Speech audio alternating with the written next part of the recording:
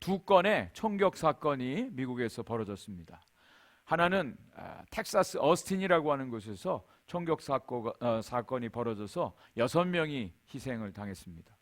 그리고 그 다음 날 가까운 라스베가스 주립대학에서 교수가 총을 쏴서 3명이 또 희생을 당하는 안타까운 일이 벌어졌습니다.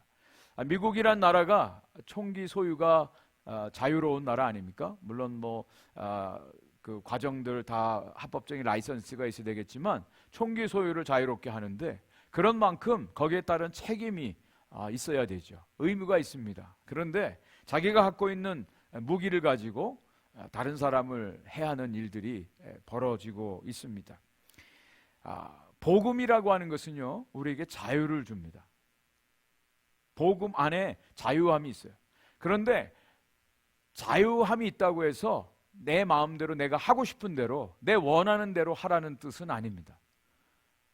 오해하는 경우들이 있어요. 그래서 이것이 한국교회에 아주 잘못된 악영향을 미친 부분도 있습니다. 우리가 그리스도의 은혜로 구원을 받았습니다. 자유함이 있습니다. 그런데 그 자유가 방종이 되어지고 그리고 어떤 하나님 앞에서 우리가 행해야 될 일들을 제대로 하지 못함으로 인해서 여러 가지 악영향을 준 것도 사실입니다. 여러분, 자동차 운전 면허를 획득을 하면 우리 특별히 아이들, 학생들 처음 라이센스를 따면 마음대로 이제 나가서 운전을 하는 자유다, 라이센스 땄다 해서 얼마나 좋아하는지 몰라요.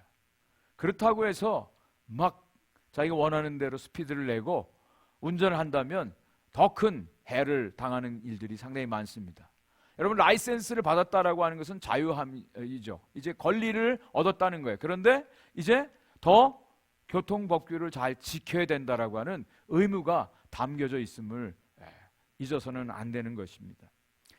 복음 안에 담겨져 있는 진정한 자유가 무엇인지, 오늘 이 말씀 아주 중요한 갈라디아서에서 사도 바울이 그 성도들을 향해서 진정한 복음 안에서 자유의 의미를 잘 설명해 주고 있습니다.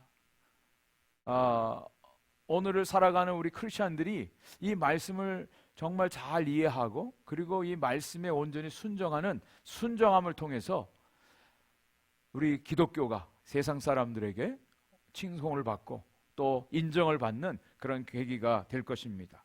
자, 오늘 가장 중요한 말씀은요, 이 복음이 주는 자유를 잃어버리지 말라고 바울이 도전하고 있습니다. 1절 말씀 같이 한번 다시 읽어봤으면 좋겠습니다. 1절 같이 읽습니다. 시작. 그리스도께서 우리를 자유롭게 하려고 자유를 주셨으니 그러므로 굳건하게 서서 다시는 종의 멍에를 매지 말라. 여러분, 이 한 문장, 이 1절 말씀이 좀 이상하다고 생각되지 않습니까? 그리스도께서 우리를 자유롭게 하려고 자유를 주셨대요. 근데 보통 우리가 문장을 하면 그냥 그리스도께서 우리에게 자유를 주셨다 그러면 될 것인데, 자유롭게 하려고 자유를 주셨다, 이중으로 말씀을 해주고 있습니다. 이 한 구절에는 자유라고 하는 단어의 명사와 동사가 동시에 나타나고 있습니다. 원문에는 이렇습니다. 헬라어 원문에는 그 뜻을 직역하면 이래요. 바로 그 자유를 위하여 그리스도께서 우리를 자유롭게 하셨다. 바로 그 자유를 위해서 우리를 자유롭게 하셨다. 우리를 자유롭게 하신 건 맞아요. 모든 죄의 속박으로부터, 죄의 건세인 사망의 종로를 탄 데서 우리를 해방시켜 주셨어요. 자유롭게 해주셨어요. 무엇을 위해서요? 진짜 자유를 위해서. 자유가 이중적인 의미로 설명이 되어 있다라고 하는 겁니다. 근데 많은 사람들은 자유롭다라고 하는 요 1단계, 첫 단계에 머물러고 있어요. 진정한 자유가 무엇인지 그것을 알지 못하고 그 자유를 행하지 못해요. 로마서 8장 1절 말씀은 우리 지난주에 성도님들이 암송을 멋있게 했지 않습니까? 1절 말씀을 큰 소리로 한번 읽어봤으면 좋겠습니다. 시작. 그러므로 이제 그리스도 예수 안에 있는 자에게는 결코 정죄함이 없나니 이는 그리스도 예수 안에 있는 생명의 성령의 법이 죄와 사망의 법에서 너를 해방하였습니다. 이건 선포입니다. 선포예요. 그리스도 예수 안에 있는 자에게는 결코 정죄함이 없습니다. 분명히 선언해 주었어요. 선언해 주었습니다. 왜? 주님 안에 있는 생명의 성령의 법이 예수 그리스도를 믿는 한 사람 한 사람, 그리스도 안에 있는 사람들을 자유케 하셨습니다. 해방시켜 주셨습니다. 하나님의 어미한 말씀이에요. 하나님이 어떤 분입니까? 온 우주 만물을 창조하신 창조주예요. 모든 만물을 다스리시는 분입니다. 모든 만물을 구원하시고 모든 역사를 주관하시는 분이십니다. 그분이 선언해 주신 말씀이에요. 이 말씀에 누구라도 이 일을 제기할 수가 없습니다. 이 사실이 맞아요. 우리를 자유케 하셨습니다. 기독교 복음을 한마디로 표현하라 그러면 저는 자유라고 말하고 싶어요. 자유입니다. 주 안에서 자유, 자유함이 있어요. 그런데 오늘 이 말씀에 보면 사도 바울이 이 갈라디아 교회 성도들에게 그러므로 굳건하게 서서 다시는 종의 멍에를 매지 말라 그랬어요. 이야기는 뭐예요? 그 자유를 잃어버릴 수도 있다는 얘기예요. 자유를 분명히 주셨어요. 그런데 그 자유를 잃어버리지 말라. 이렇게 바울이 지금 권면해 주고 있어요. 굳게 서서 다시는 종의 멍에를 매지 말라. 그 당시에 성도들이 다시 종의 멍에를 매는 모습들이 있었다는 얘기예요. 자유를 잃어버릴 수 있다라고 하는 것을 경고해 주고 있습니다. 여기 굳게 서서 stand firm이라고 하는 단어는 군대 용어입니다. 군인이 보초를 설 때, 전쟁에 나갈 때 단단히 서서 철통같이 경계하고 대동단결해서 힘을 다해서 다시 종의 멍에를 매지 말라고 이렇게 권면해 주고 있어요.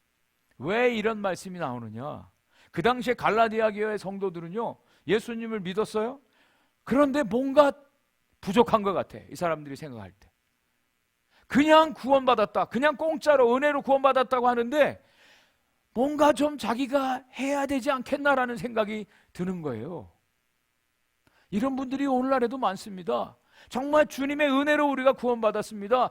주님의 은혜로 우리가 천국 갑니다. 그런데 많은 사람들이 아우 양심상 제가 어떻게 그걸 받아들일 수 있어요? 양심이 있죠. 내가 뭐라도 해야 되지 않겠습니까? 그래서 오히려 자유함을 잃어버리고 갈등 속에 신앙생활을 하는 분들이 상당히 많이 있습니다. 여기서 이 멍에를 맨다라고 하는 표현은요, 그 당시 유대인들 사이에서 율법을 지키는, 율법의 멍에를 매는 것으로 표현되어지고 있습니다. 여러분 잘 아시는 마태복음 11장에 28절과 30절 말씀이 이런 말씀이 나와요. 수고하고 무거운 짐진 자들아 다 내게로 오라. 내가 너희를 쉬게 하리라. 나는 마음이 오냐고 겸손하니 나의 멍에를 메고 내게 배우라. 그리하면 너희 마음이 쉼을 얻으리라. 이는 내 멍에는 쉽고 내 짐은 가벼움이라. 예수님이 유대인들에게 이렇게 말씀하신, 내게 오라고. 내가 너희를 쉬게 하리라. 그리고 내 멍에를 메라. 내게 와서 배우라. 이렇게 말씀해요. 이 무슨 말씀이냐면 바로 그 당시 유대인들이 그 율법의 멍에를 메고 열심히 율법을 지켜야만 구원을 받는 줄 알고 열심히 안식일도 지키고 금식도 하고 기도 생활도 하고 하는 그것을 향해서 주님이 이렇게 내게로 와서 편히 쉬라고 도전하고 말씀하시는 내용이에요. 그 당시에 이 갈라디아 교회 성도들이요, 다시 율법의 멍에를 메고 주님이 이미 자유를 주셨는데 그 자유를 다 내려놓고 율법의 멍에를 메고 다시 속박 속에 들어가는 것을 향해서 주님이 이렇게 바울을 통해서 말씀해 주시는 겁니다. 갈라디아 교회 성도들은요, 원래 이방인들이었어요. 이방인들은 우상 숭배자들이었어요. 우상에 대한 그 우상 숭배의 멍에를 메고 살았어요. 그런데 그들에게 바울을 통해서 복음이 전파됐습니다. 자유가 선언되어졌어요.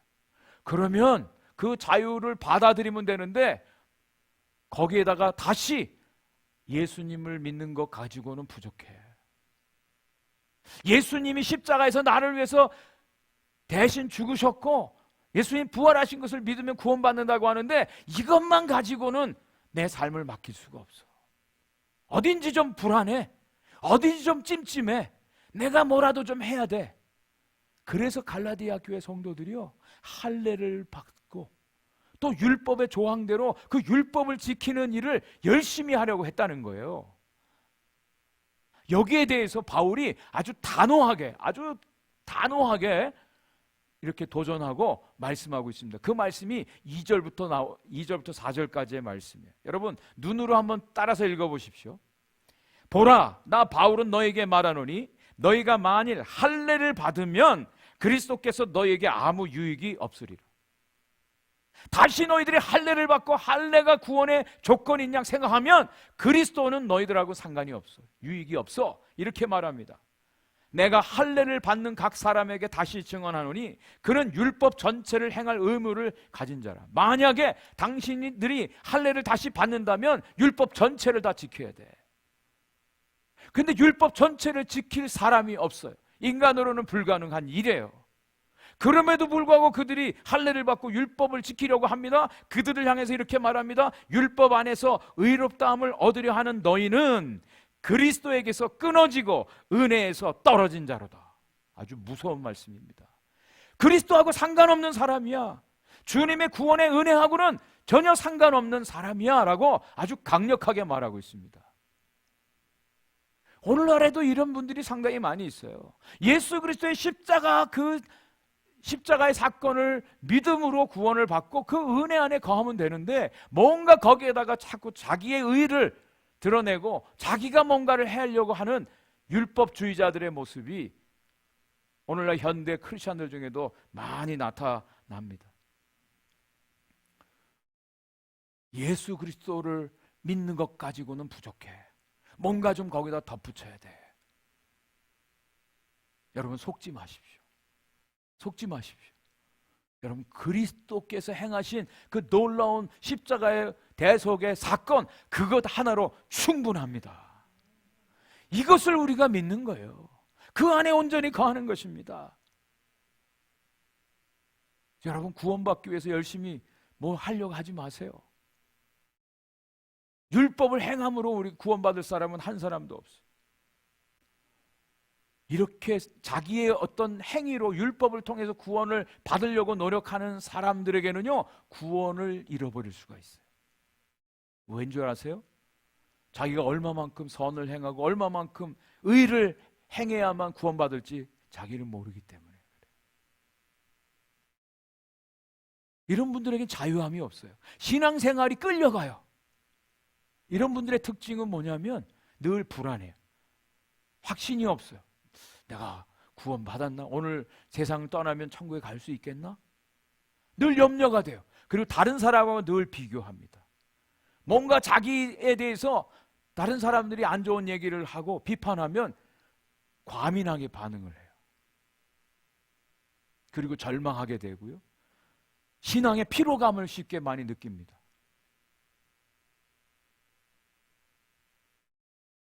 그런데 정말 주님 안에 있는 성도들은 주님이 이미 이루신 그 놀라운 구원의 은혜 안에서 자유함을 누리는 거예요.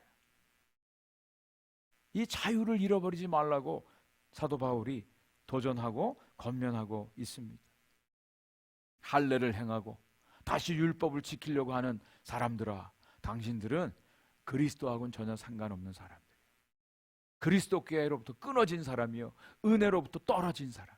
여러분 자신들을 한번 자문자답해 보시기 바랍니다. 내 안에 이 진정한 자유가 있나? 자유함이 있는가? 만약에 없다면, 다시 뭔가 내가 나를 위해서 무엇인가 하려고 한다면 여러분들은 자유를 잃어버리고 사는 거예요. 그리스도하고 상관없는 사람들이에요. 한국에서 어떤 할머니가 무거운 보따리를 이고 시골길을 걸어가고 있습니다. 그때 차가 한 대 지나가면서 그 할머니 모습이 너무 안타까워서 차를 타라고. 어디까지 가십니까? 장애까지 간대. 그래서 타시라고. 그래서 이제 탔습니다. 운전사가 이제 열심히 가는데 백미러를 통해서 보니까 아니, 이 할머니가 여전히 보따리를 이고 있는 거예요. 아니, 할머니 왜 보따리 이고 계세요? 아유, 나도 공짜로 타고 가는 게 미안한데 이 보따리까지 내려놓으면 너무 미안해서 이 보따리는 내가 좀 그냥 이고 가는 거예요.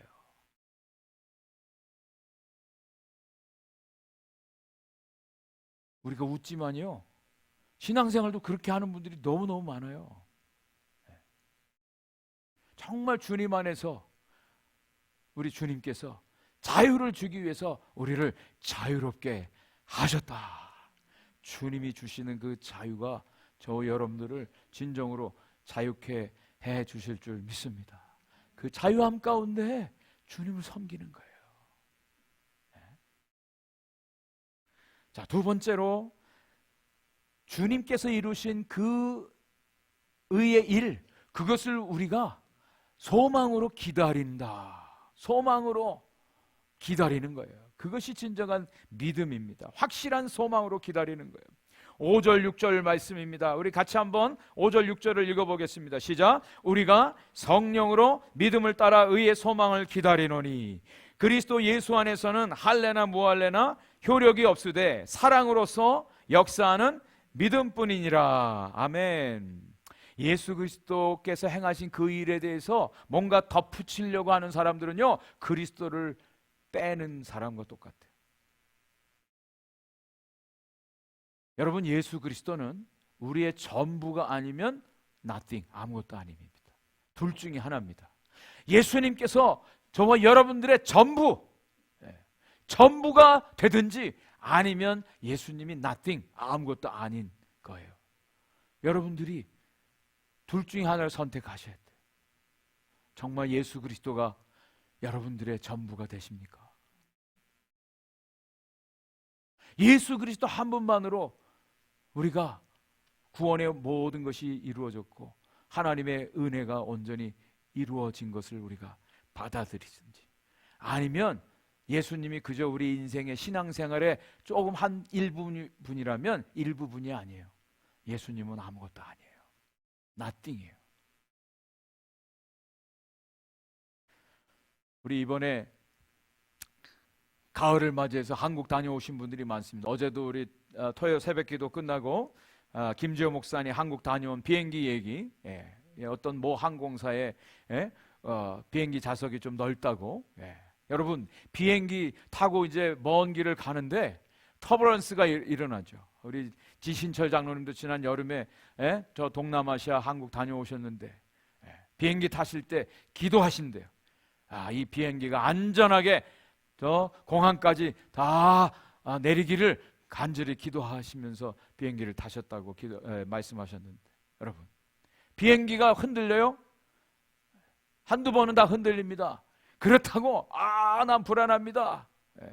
나 저 기장을 믿을 수 없습니다. 저 문 열어주십시오. 내가 뭔가 좀 해보겠습니다. 내 힘으로 한번 날아보겠습니다. 그런 사람이 있다면 완전히 나가기도 전에, 문 열기도 전에 잡혀서 아마 꽁꽁 묶여서 공항까지 가야 될 겁니다. 아무리 흔들려도 어떻게 해요? 제일 안전한 것이 뭡니까? 그냥 가만히 앉아 있어야 돼요. 가만히 앉아서 기다리는 거예요. 원하는 우리 약속된 공항까지 가는 것을 기다리는 거죠. 가는 것을 기다리고, 여기서 의의 소망으로 우리가 기다린다 그랬어요. 의의 소망으로 기다리는 거예요.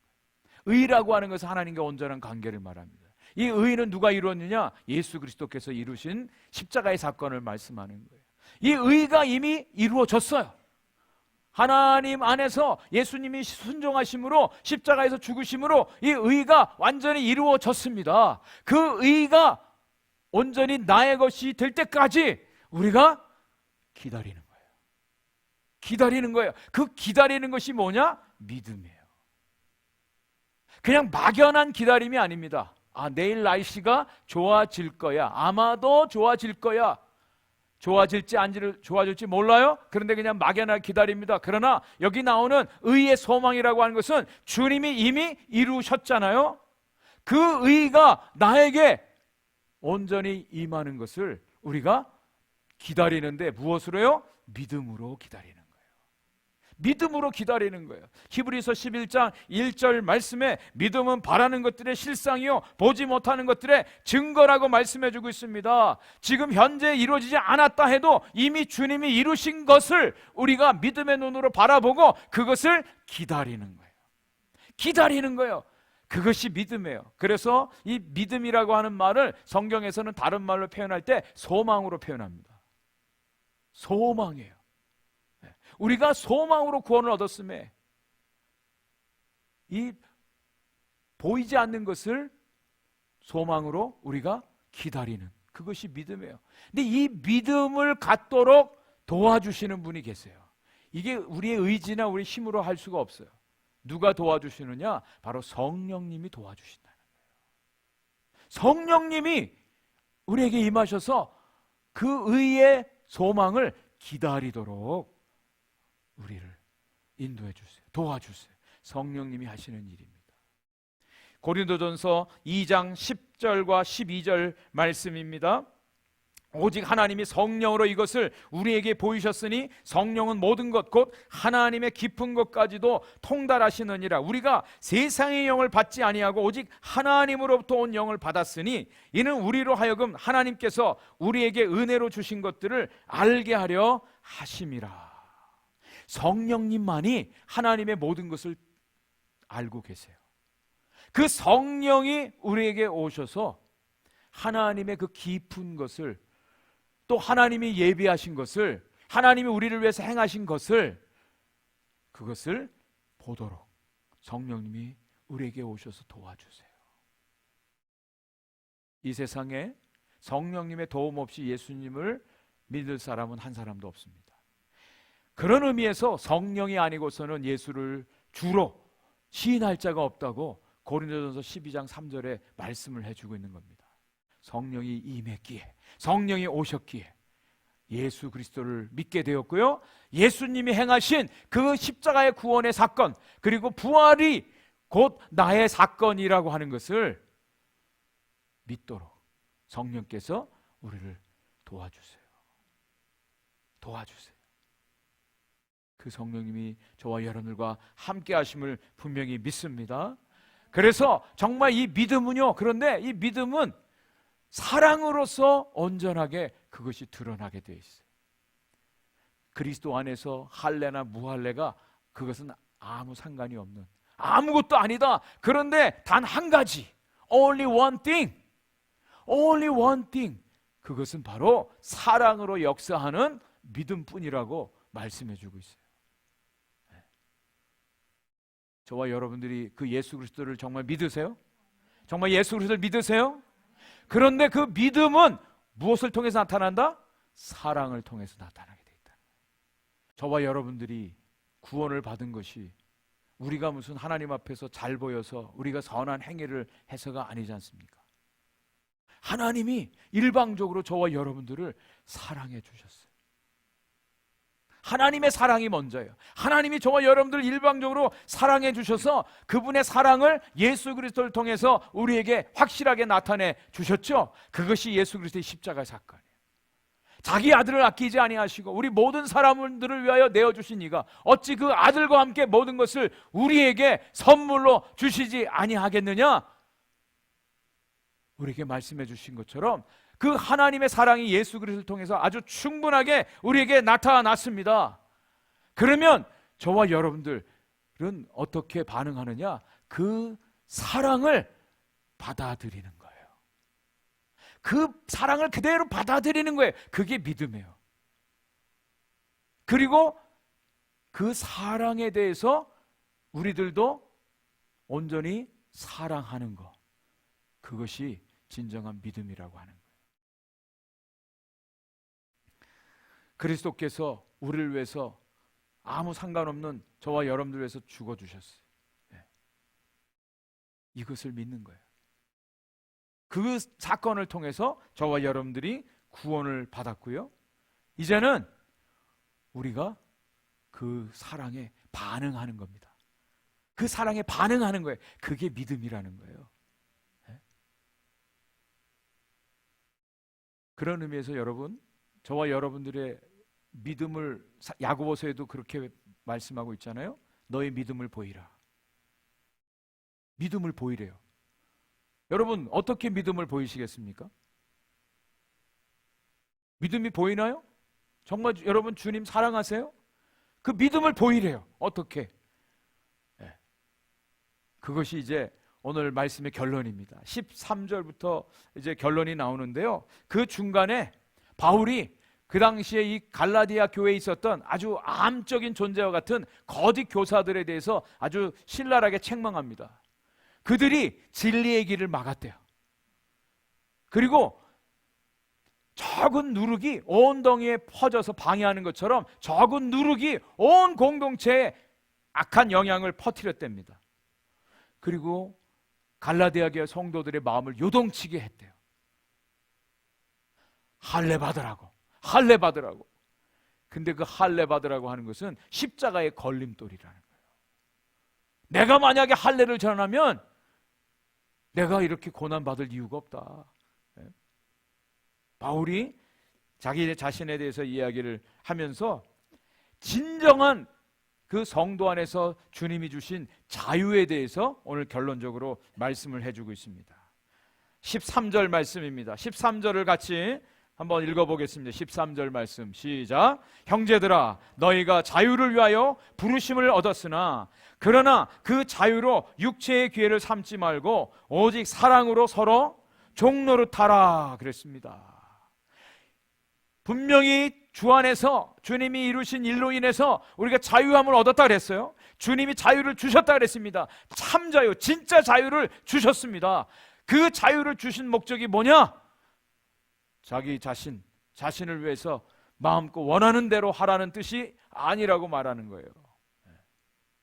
나는 이제 자유니까 내 마음대로 하겠습니다. 내 원하는 대로, 내 뜻대로 하겠습니다. 그게 아니라고 하는 거예요. 진짜 자유를 얻은 사람들은 이제 서로 종노릇하라 이렇게 말씀하고 있어요. 서로 사랑으로 종노릇하는 것입니다.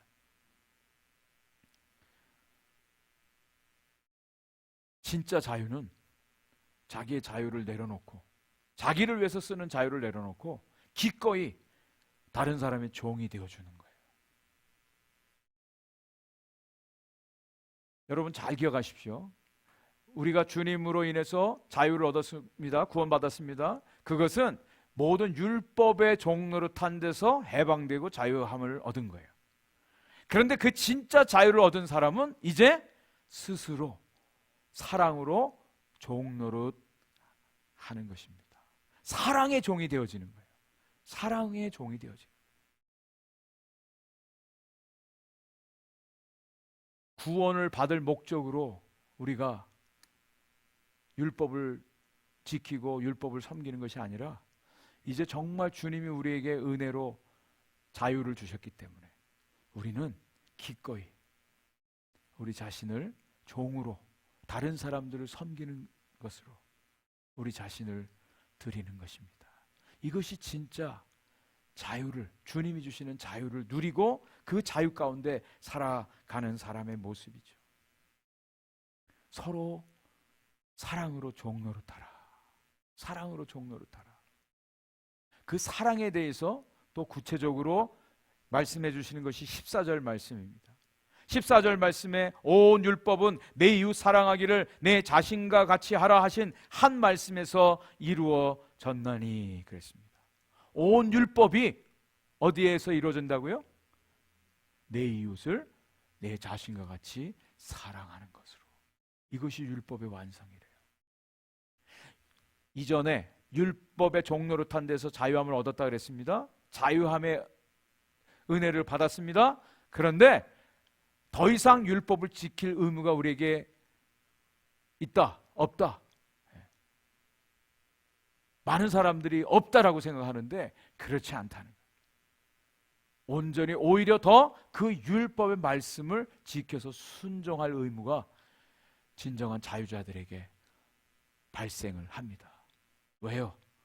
하나님을 더 사랑하게 되니까. 하나님의 그 사랑이 우리에게 다가오니까. 그 하나님의 사랑을 깨달았기에 그 사랑으로 온전히 순종하는 것입니다. 여기에 대해서 사도 바울이 로마서 13장에 아주 구체적으로 구체적으로 말씀을 해주고 있습니다. 좀 길지만 같이 한 목소리로 읽어보겠습니다. 시작. 피차 사랑의 빛 외에는 아무에게든지 아무 빛도 지지 말라. 남을 사랑하는 자는 율법을 다 이루었느니라. 간음하지 말라, 살인하지 말라, 도둑질하지 말라, 탐내지 말라 한 것과 그 외에 다른 계명이 있을지라도 내 이웃을 내 자신과 같이 사랑하라 하신 그 말씀 가운데 다 들었느니라. 사랑은 이웃에게 악을 행하지 아니하나니 그러므로 사랑은 율법의 완성이니라. 아멘. 아멘. 네. 분명하게 율법의 완성은 곧 사랑하는, 내 이웃을 내 몸과 같이 사랑하는 것이 이 율법의 완성이다. 다른 많은 계명들이 있지만 그러나 이 내 이웃을 내 몸과 같이 사랑하라 하는 이 말씀 안에, 이 율법 계명 안에 모든 것이 들어있다. 들어있다고 말씀해 주고 있습니다. 이 연애하는 사람을 보면요, 연애하는 사람들을 보면 뭐든지 다 해주더라고요. 뭐든지 다. 연애할 때 우리 자주 하는 얘기가 뭐예요? 하늘에서 별을 따다가도 주겠다고. 다 거짓말인 줄 알면서도 그걸 더 믿어요. 근데 정말 그런 말을 하는 그 고백은요, 그럴 정도로 사랑하는 마음이 있다는 거예요. 사랑이 있다는 거예요. 기꺼이 상대방이 원하는 것을 다 해줘요. 그러면서도 계산하지 않아요. 억울해하지 않습니다. 만약에 나는 이것을 5을 줬는데 저 사람은 왜 나에게 5을 안 주지? 그것이 계산되어지고 생각되어지고 갈등한다면 빨리 헤어지십시오. 그건 사랑이 아니죠. 네? 계산하는 한 그건 사랑이 아니죠. 기꺼이 종로로 탈 수 있어요. 뭐 때문에? 사랑 때문에. 내 이웃을 내 몸과 같이 사랑하라. 이것이 모든 율법의 완성이라고 말씀해 주고 있습니다. 저는 지난 주일날 우리 성도님들 28주년 예배를 드리는데 우리 성도님들의 모습 속에서 그런 진짜 사랑을 볼 수가 있었습니다. 누구 하나 몸을 빼거나 또 억지로 마지못해서 하는 분들이 없더라고요. 정말 사랑하는 마음으로 음식을 열심히 만들고 또 데코레이션을 하고 모든 순서하고 또 모든 일들을 감당하는 모습을 볼 때 정말 진정한 사랑이 우리 성도들 가운데 있구나라는 것을 볼 수가 있었습니다. 율법으로부터 자유함을 얻은 우리 모든 성도들은요, 이제 기꺼이 주님의 사랑의 종노릇하는, 섬기는, 그것이 진정으로 주님께서 우리에게 주신 그 자유 안에서 살아가는 삶이에요. 우리가 주님을 그렇게 섬겼으면 좋겠습니다. 교회를 그렇게 섬겼으면 좋겠습니다. 성도들을 그렇게 섬겼으면 좋겠습니다. 이웃을 그렇게 섬겼으면 좋겠습니다. 그런데 여러분 꼭 기억하십시오. 이웃은 우리가 선택하는 게 아니라는 것을. 많은 사람들이 이웃을 자기가 원하는 카테고리로 만들어버려요. 여러분, 이웃은 어떤 사람이 이웃입니까?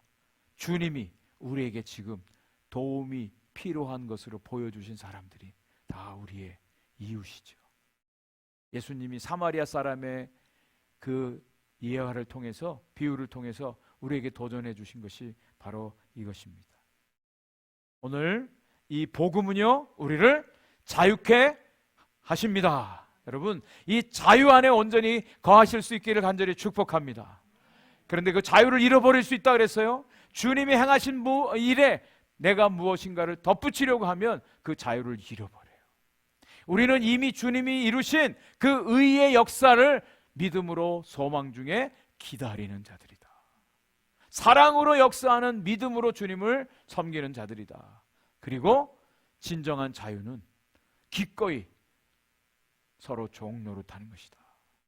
이 진정한 자유의 은혜를 여러분들이 기억하시고 이번 한 주간도 주님이 주시는 이 자유함 가운데 누리시고 주님을 온전히 섬기시는 은혜가 있기를 주의 이름으로 간절히 축원을 드립니다.